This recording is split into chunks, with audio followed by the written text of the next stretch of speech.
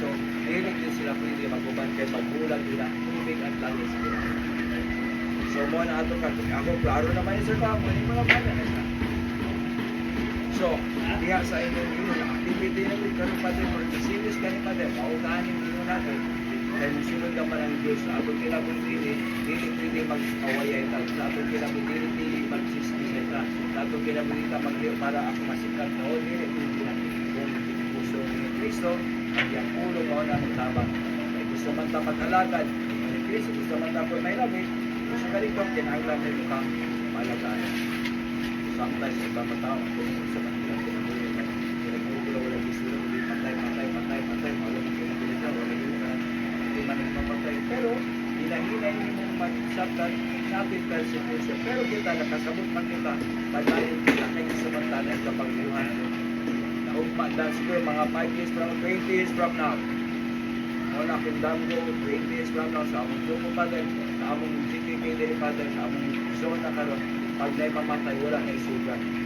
Pag na'y mamatay, wala na'y ganang abuloy kay naanan nila. Andam na tanang nila. So pag wala po yan, tama na yun sila kamatay. Of course, tanan po na nga matay, nagsipulan po sa pari niya. So muna atong pinuha. So, 20 years from now, kaya ba na? Of course, kung next month, dili pinahanglan, it takes time. Walay kababuhan, renta mo in an overnight in a one day. Process pinasa. Sama sa mangga, kanakahoy na natubig, nakuha yung kahoy, hindi kayo, pero kita nga naabot din pero kanay sa 20 years na lang parang gali. So, in the same manner, ang atong pag-ilang sa Ginoo, ay lang natin yung Ginoo mo, natin isinigis na kita nito. Kaya atong pagka-PHK ko muna, alin din, hindi malipade mo, alin malipade, okay, pag malipade yun, wala na. Hindi na pag-office na, sana, karata, kisa pag-office, wala na, 3 years, ito ba na ito na. Pero karoon, hindi na talaga sa buhay, yan ay pinapahilo. So, karoon, sa grupo niyo mo, ayun na kung sila yung grupo na po na may tabo sa layo mo, hindi na lang sila sa pagkaroon, sa inyong pinakita karoon sa ato ang estudyant karoon, dako ba siyang trabaho o gamay na ng trabaho? Kaya na dakong trabaho, so pinuntapahan mo lang. Diyan ka makainin pinuntapahan. Mawa na yun, magbasa yung Biblia na, mag-ampo yung kita lang di man makaya.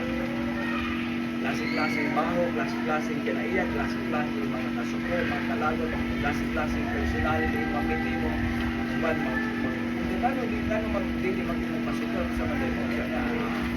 Kaya sa mademo, hindi ba? So, so, kanay sa diyan lang, matagat na mga ulay, mapasawot. Of course, isipa rin natin ang katong sa namatya na daan, kung ano yung makaroon, murag disod pa na, pero katong mag-imo na tag-seminar, kanagin mo na, prevention is better than cure. Kanang nga anak ka niya, i-cure na lang yung sa pagbandong, pero prevention, mag-atag pag-seminar prevention. Eh, dili maliw-ili, mapag-ang yun sa to, kung dili ka makasulod sa una-una. So, makasulod ka sa una-una, then, ipag yun yung panguna-una. Sometimes, natin, ay, tama pa yung dili mo na pa din. Magpasugod mo